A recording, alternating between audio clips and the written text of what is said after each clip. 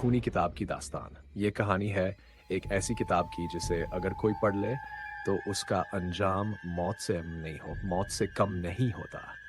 इस किताब के बारे में कहा जाता है कि ये किसी प्राचीन जादूगर द्वारा लिखी गई थी। इसमें रहस्य छिपे हैं जो इंसान को मौत के मुहाने तक ले जाते हैं, लेकिन फिर भी लोग लालच में आकर इसे पढ़ने की गलती कर बैठते हैं। शुरुआत। रहस्यमय किताब की खोज। रवि एक पुरानी किताबों का शौकीन लड़का था। उसे हमेशा से ही प्राचीन ग्रंथों और रहस्यमय चीजों में दिलचस्पी थी।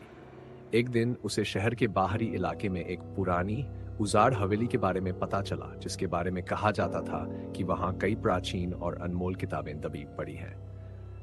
रवि का मन उत्सुक हो उठा और उसने तय किया कि वह उस हवेली में जाकर अपनी किस्मत आजमाएगा। एक ठंडी अंधेरी शाम को रवि हवेली पहुंचा। हवेली के दरवाजे पर जाले और धूल जमी हुई थी और उसकी खिड़कियों से बाहर झांकता अंधेरा उसे डराने लगा। लेकिन रवि ने अपनी हिम्मत बांधी और दरवाजा खोलकर अंदर चला गया। हवेली के अंदर अजीब सा सन्नाटा था, बस उसकी अपनी कदमों की आवाज गूंज रही थी।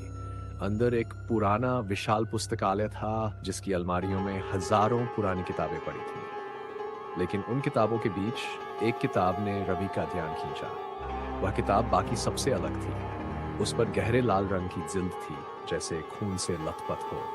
उस पर एक अजीब सा निशान बना हुआ था जिसे देखते ही रवि की रूह कांप गई। लेकिन फिर भी उसने वह किताब उठाई। किताब को छूते ही उसकी उंगलियों में एक अजीब सी ठंडक दौड़ गई। किताब का वजन असामान्य रूप से भारी था, जैसे उसमें कोई अदृश्य शक्ति भरी हो। किताब का पहला पन्ना। रवि ने धीरे धीरे किताब का पहला पन्ना खोला। उस पन्ने पर एक चेतावनी लिखी थी, जो इस किताब को पढ़ेगा वह मौत के करीब आएगा। यहां से आगे पढ़ना खतरनाक है। लेकिन रवि ने इसे नजरअंदाज कर दिया। वह सोचने लगा कि यह सिर्फ एक पुरानी कहानी होगी जो लोगों को डराने के लिए लिखी गई होगी। उसने पन्ने पलटने शुरू किए और उसके बाद जो कुछ हुआ वह रोंगटे खड़े कर देने वाला था। पहला पन्ना पलटते ही कमरे की हवा ठंडी हो गई। अचानक हवेली के अंदर अजीबोगरीब आवाजें गूंजने लगीं। रवि ने इधर उधर देखा, लेकिन वहां कोई नहीं था। उसके सामने रखी मोमबत्ती की लौ बुरी तरह कंपने लगी और दीवारों पर अजीब सी परछाइयां बनने लगीं। रवि की सांसें तेज हो गई, लेकिन फिर भी उसने किताब पढ़ना बंद नहीं किया। उसे लगा कि यह सब उसका भ्रम है। लेकिन जैसे जैसे वह पन्ने पलटता गया, उसकी धड़कनें बढ़ती गईं। किताब के अंदर छिपा खून। किताब में जितनी भी कहानियां लिखी थी वे सब डरावनी और खून खराबे से भरी थी। एक कहानी में एक औरत थी जिसने इस किताब को पढ़ने की गलती की थी और उसके बाद उसकी मौत एक भयानक तरीके से हुई थी।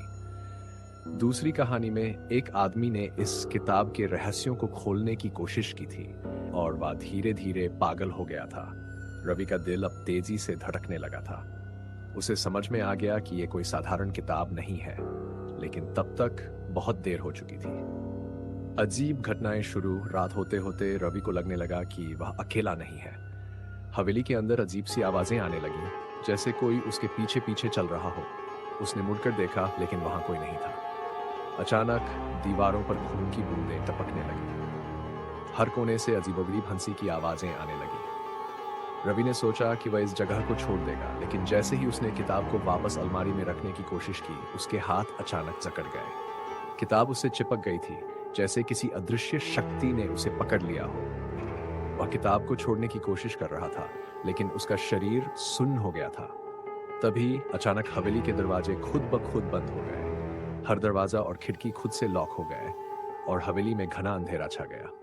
रवि ने चिल्लाने की कोशिश की, लेकिन उसकी आवाज बंद हो गई थी। खूनी किताब का शाप। अब रवि को एहसास हो गया था कि उसने बहुत बड़ी गलती कर दी है। उसने उस किताब को छू लिया था जिसे छूना मना था। अब वह उसी श्राप का शिकार बनने वाला था जिसे इस किताब ने सदियों से अपने अंदर छिपा रखा था। किताब के पन्ने खुद ब खुद पलटने लगे और उसमें से एक भयानक चेहरा बाहर आया। वह चेहरा किसी दानव का था जो किताब के अंदर से निकल रहा था। उसकी आंखें खून जैसी लाल थी और उसका मुंह चौड़ा और खौफनाक था। उसने रवि की तरफ देखा और उसकी हंसी से पूरा कमरा गूंज उठा। अंतिम मुठभेड़।